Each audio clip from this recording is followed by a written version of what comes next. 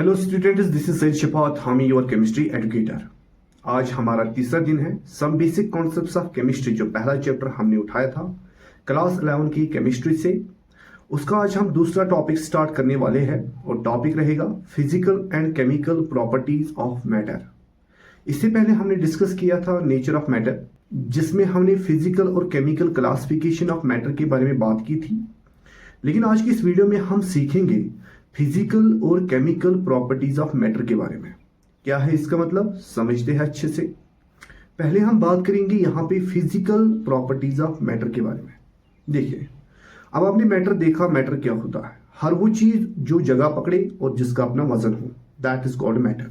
उसमें हम भी आते हैं, इसमें सारी चीजें जो हमारे आसपास है वो सारी आते हैं, दैट इज कॉल्ड मैटर। अब कोई भी ऑब्जेक्ट आपने चूज किया एज अ मैटर, अब वो ऑब्जेक्ट का रंग रूप क्या है, उसकी सूरत, उसकी शक्ल, शेप क्या है, वो कितना गर्म है, कितना ठंडा है, या उसकी मजबूती कितनी है, ये कहलाती है उसकी फिजिकल प्रॉपर्टीज, मतलब फिजिकल गुण। अब हमें इस मैटर, इस ऑब्जेक्ट के गुणों के बारे में पढ़ना है। मिसाल के तौर पर मेरे पास ये पेपर है। अब ये पेपर मुझे देखना है, ये कैसा दिखता है, इसका रंग कैसा है, इसकी शक्ल और सूरत कैसी है, इसकी शेप कैसी है, इसका वजन कितना है, कितना इसका वॉल्यूम है, कितनी इसकी हाइट है, कितनी इसकी लंबाई है, ये सब कहलाते हैं फिजिकल प्रॉपर्टीज। समझेगा इस चीज को। मिसाल के तौर पे ये पेपर जो है, मुझे ये रेक्टेंगुलर शेप दिखता है ऐसे, तो इसकी शेप बन गई, और जो ये शेप है यहाँ पे, this is called physical property. दूसरा, इसका अपना वजन होगा। मानकर चलिए इसके 2 या 3 ग्राम इसका वजन है मिसाल के तौर पर इस पेपर का, तो वो इसकी बन गई व्हाट, फिजिकल प्रॉपर्टी, मतलब वेट या मास, इसकी बन गई फिजिकल प्रॉपर्टी। तीसरा, इसका कलर जो है वो व्हाइट है, तो ये इसकी और एक फिजिकल प्रॉपर्टी बन गई, मतलब इसका कलर। और एक चीज, इसकी हाइट जो है या लंबाई, वो मानकर चलिए है 17 सेंटीमीटर, तो ये इसकी क्या बन गई, फिजिकल प्रॉपर्टी। हाइट हो, लेंथ हो, विड्थ हो, ये सारी कहलाते फिजिकल प्रॉपर्टीज। समझेगा इस चीज को। और एक चीज, ये कितना गर्म है, मानकर चले मैं कह रहा हूं कि ये इसका टेम्परेचर जो है दैट इज 2 डिग्री सेल्सियस, मतलब उस हिसाब से ये गर्म है। तो जो ये टेम्परेचर है यहाँ पे, this is also a physical property. मतलब किसी मैटर को देखकर बताना कि वो कैसा दिखता है, किसी मैटर को देखकर बताना कि वो कैसा है, that is called physical property. समझेगा इस चीज को। अब जो इसकी फिजिकल प्रॉपर्टी जो मैंने यहाँ पे बयान की, जैसे इसकी हाइट या इसकी लंबाई, जैसे इसका टेम्परेचर, जैसे इसका कलर, जैसे इसकी शेप, जैसे इसका वॉल्यूम, ये कितना जगह पकड़ता है, समझेगा इस चीज को। ये पेपर, ये सारी प्रॉपर्टीज में तभी बयान कर पाऊंगा, तभी मेजर कर पाऊंगा, जब तक ये अपनी असली सूरत में है।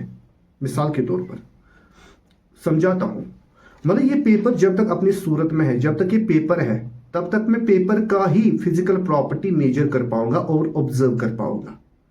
अब मानकर चलिए कोई जादू हुआ, ये पेपर जो है अपनी सूरत में नहीं रहता, ये अपना रूप बदलता है। अब ये दूसरे रूप में आता है अचानक से, तो फिर मैं वहां पे ये नहीं कह सकता कि पेपर की हाइट ये है, पेपर का रंग ये है, क्योंकि अब ये पेपर नहीं रहा, अब ये दूसरी कोई चीज में तब्दील हो गई, इसने अपना रूप बदल दिया।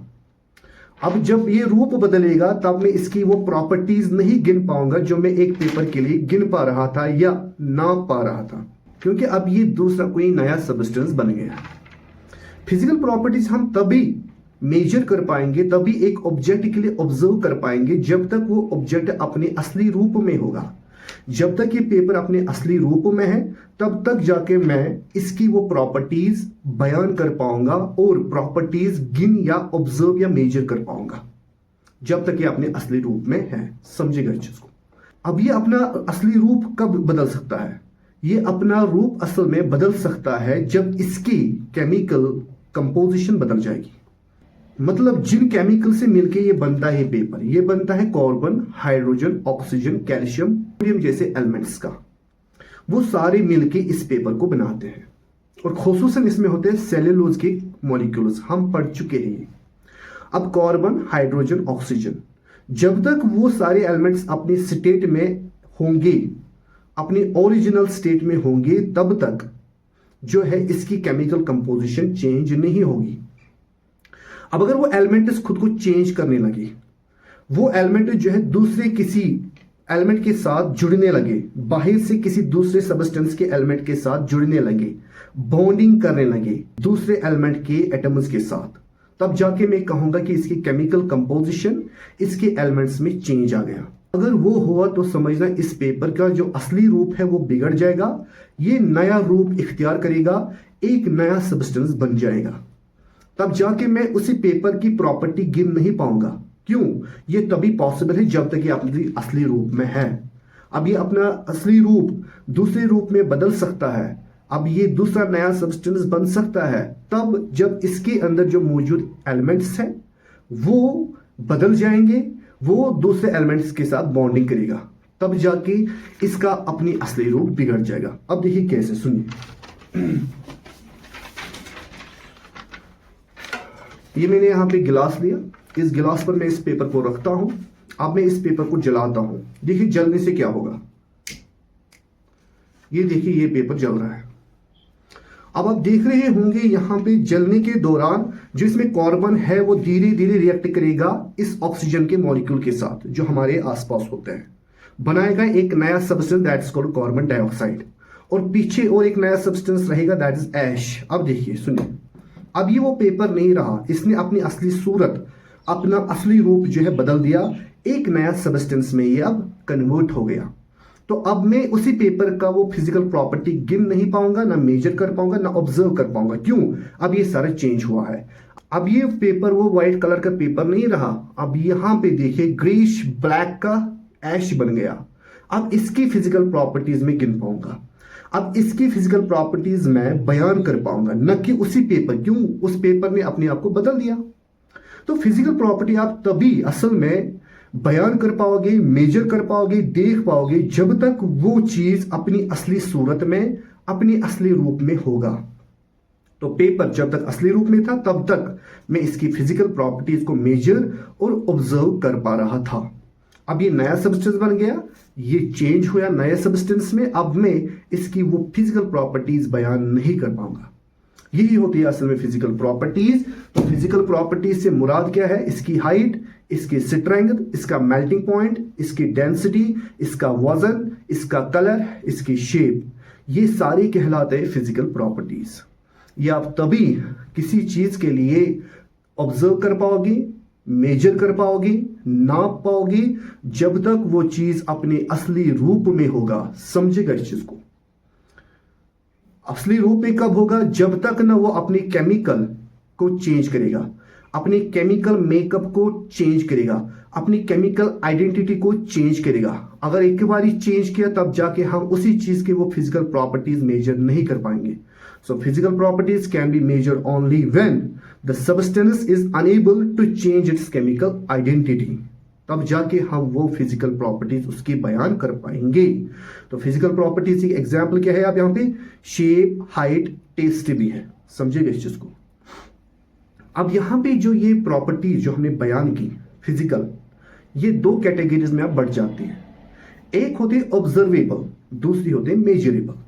ऑब्जर्वेबल से मुराद है जो हम अपने सेंस ऑर्गन से ही डिटेक्ट कर सकते हैं पर मेजर नहीं कर सकते। जैसे मैंने बात की यहां पे टेस्ट की, इस पेपर का भी अपना एक टेस्ट होता है। अगर मैं ऐसे टेस्ट कर लूं, मुझे वो डाई का एक टेस्ट आता है इसमें। तो टेस्ट जो यहां पे सिर्फ ऑब्जर्वेबल प्रॉपर्टी है जो मैं अपने टंग सेंस ऑर्गन से डिटेक्ट कर पा रहा हूं, लेकिन उस टेस्ट को मैं यहां पे मेजर नहीं कर पाऊंगा। मैं ये नहीं कह सकता कि इसका टेस्ट जो है वो 2 किलो का है, इसका टेस्ट जो है वो 2 लीटर्स का। ये गलत है, इसकी कोई यूनिट ही नहीं है। तो टेस्ट यहां पे सिर्फ बन जाएगा ऑब्जर्वेबल प्रॉपर्टी। ऑब्जर्वेबल मतलब होता है जो हम सिर्फ देख सकते हैं या फील कर सकते हैं अपने सेंस ऑर्गन से, दैट्स कॉल्ड ऑब्जर्वेबल। दूसरी प्रॉपर्टी इसकी स्मेल। इसकी स्मेल जो है वो वुडी स्मेल आती है क्योंकि ये सेलुलोज फाइबर्स का बना होता है पेपर, तो यहां से वही वो वुड जैसी स्मेल आती है जो पेड़ों से आती है। क्योंकि जो स्मेल है वो भी हम मेजर नहीं कर पाएंगे यूनिट्स में। जैसे मैं कहूंगा इसकी स्मेल जो है वो 2 किलो है, ये गलत है। इसकी स्मेल जो है वो 5 किलो है, 5 लीटर है, 10 सेंटीमीटर है, ऐसा नहीं है हम इसको मेजर कर सकते। स्मेल जो है सिर्फ हम डिटेक्ट कर सकते हैं अपने सेंस ऑर्गन से, इसलिए वो बन जाएगी ऑब्जर्वेबल प्रॉपर्टी। और एक है कलर। इसका कलर व्हाइट है, मैं थोड़ी इस कलर को यहाँ पे मेजर कर सकता हूँ कि ये कलर जो है 5 किलो का है या कोई यूनिट में इसमें लूंगा, कोई यूनिट नहीं है, क्योंकि कलर को मैं यहाँ मेजर नहीं कर सकता हूँ। Colour is simply an observable property but not a measurable. समझेगा इन चीजों को। अब कुछ प्रॉपर्टीज और है जो मैं यहाँ पे as a measurable property define करूंगा। पहली प्रॉपर्टी है दैट इज सिंपली साइज। अब मैं कह रहा हूं इसकी जो हाइट है या लेंथ जो है वो इतनी सेंटीमीटर्स है, मतलब मैं इसको मेजर कर सकता हूं एक स्केल से कि इतने सेंटीमीटर लंबा ये पेपर है या इसकी लंबाई है। समझिए इस चीज को। दूसरा, मैं यूं भी कह सकता हूं कि इसका टेम्परेचर ये इतना गर्म है 2 डिग्री सेल्सियस। तो डिग्री सेल्सियस जिसमें मैग्नीट्यूड भी आ रहा है, यूनिट भी आ रहा है, तो मैं इसको मेजर कर पा रहा हूं किसमें, डिग्री सेल्सियस में। तो टेम्परेचर यहाँ पे मेजरेबल प्रॉपर्टी है। मैं कहता हूं कि इसका वजन 2 ग्राम है इस पेपर का, या 1 या 2 ग्राम इसका वजन है। तो 2 ग्राम मतलब मैंने इसको यूनिट में नापा, तो वेट जो है दैट इज मेजरेबल क्वांटिटी या मेजरेबल प्रॉपर्टी। समझिएगा इस चीज को। या मैं कहता हूं इसका वॉल्यूम इतना है कि ये इतनी जगह पकड़ रहा है, मानकर चले 170 सेंटीमीटर क्यूब की जगह ये पकड़ रहा है ऐसे कहीं पे, ये ऐसे पकड़ रहा है जगह, तो वॉल्यूम ऑक्यूपाई कर रहा है। तो वॉल्यूम भी मैंने नापा सेंटीमीटर क्यूब में, मतलब वॉल्यूम भी यहाँ पे मेजरेबल प्रॉपर्टी है, पर कौन सी, फिजिकल वाली। समझिएगा। अब फिजिकल प्रॉपर्टी 2 कैटेगरीज में बढ़ जाती है, एक होती है ऑब्जर्वेबल प्रॉपर्टी, दूसरी होती है मेजरेबल।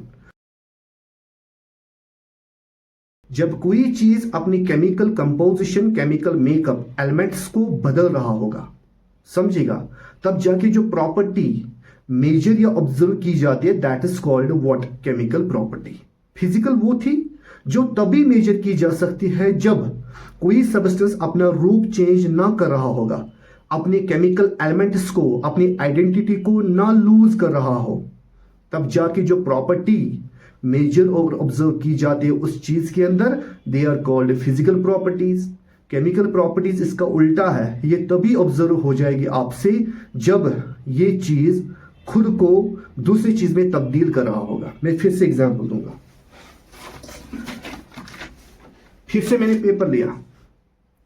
पेपर लिया, अब मैं चाहता हूं कि मैं इसकी केमिकल प्रॉपर्टी देख लूं, इसकी केमिकल प्रॉपर्टी ऑब्जर्व या मेजर कर लूं। तो मैं क्या करूंगा, पहली प्रॉपर्टी मैं इसको जलाऊंगा।